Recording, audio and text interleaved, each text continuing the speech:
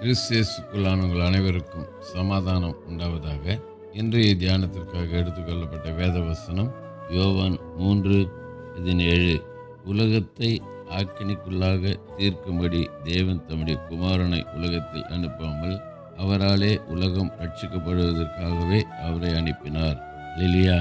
பிதாவாகிய தேவன் தம்முடைய செல்லப்பிள்ளையாக இயேசுவை உலகத்திற்கு எதற்காக அனுப்பாமல் எதற்காக அனுப்பினார்ன்னு சொல்லி இந்த வசனத்தில் திட்டம் தெளிவாய் கூறியிருக்கிறத நாம் பார்க்கிறோம். எதற்காக அனுப்பலையா? உலகத்தை சொல்லும்போது மனுக்குலத்தை, உலகத்தில் இருக்கிற மனுக்குலத்தை, மனித குலத்தை ஆக்கினைக்குள்ளாக தீர்க்கும்படி தேவன் தம்முடைய குமாரனை உலகத்திற்கு அனுப்பல. ஆக்கினைக்குள்ளாக தீர்க்கிறதுக்கு அனுப்பல. மாறாக எதற்காக அனுப்பினாராம்?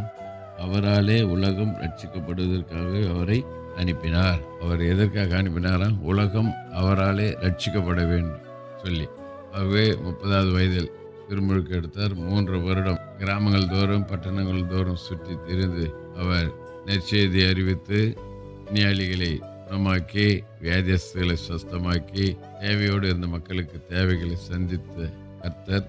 அவர் 33வது வயதில் சிலுவையில் அவர் மரித்து தன் ஜீவனை கொடுத்தார். கடைசி சொட்டு ரத்தம் பூமியில் சிந்துற வரைக்கும் பாடுபட்டார். அப்படி பாடுபட்டதுனால்தான் இன்னைக்கு உலகம் அவரால் ரட்சிக்கப்பட்டு இருக்கிறது.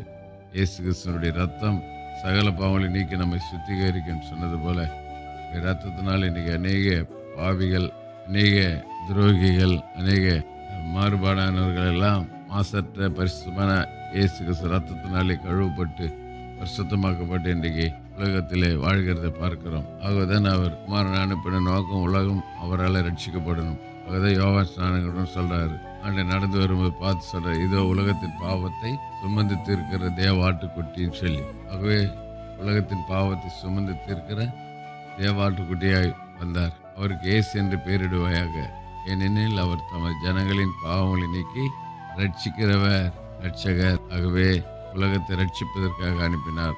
ஆக்கினைக்கு உள்ளாக தீர்க்கும்படி அனுப்பல. அவருக்கு எவ்வளோ அன்புள்ள ஆண்டவர், எவ்வளோ கரிசனை உள்ள ஆண்டவர், இரக்கமுள்ள ஆண்டவர். ஆகவே அவர் வந்த நோக்கத்தை நாம் அறிந்து ரட்சிக்கப்படாத இருக்கிற மக்களுக்காக நம்ம செபிப்போம், ரட்சிக்கப்பட உதவியாக இருப்போம். கர்த்தர் நம்மை ஆசீர்வதிப்பாராக. ஜெபிக்கலாம். நேசி நல்ல தகப்பனே, நல்ல கொடுத்த வார்த்தைக்காக நன்றி. நீங்கள் எதுக்காக இந்த பூமிக்கு வந்தீங்கன்னு சொல்லி நாங்கள் பார்த்தோம். அப்பா, ஆக்கினைக்குள்ளாக தீர்க்கும்படிக்கு அல்ல, ரட்சிக்கும்படிக்கு வந்தீங்க. நன்றி. நீ ரட்சிக்கப்படாத இருக்கிற மக்களுக்காக நாங்கள் செபிக்கிறோம். வருகைக்குள்ளாக ரட்சிக்கப்பட உதவிச்சு இயேசுவின் நாமத்தில் பிதாவே, ஆமென். நம்முடைய கர்த்தரும் ரட்சிகருமாகிய இயேசு கிறிஸ்துவின் கிருபையிலும் அவரை அறிகிற அறிவில் வளருங்கள். அவருக்கு இப்பொழுதும் என்னென்றைக்கு மகிமை உண்டாதாக. நம்முடைய கர்த்தராகிய இயேசு கிறிஸ்துவின் கிருபை உங்கள் அனைவரோடு கூட இருப்பதாக. ஆமென், ஆமென், ஆமென்.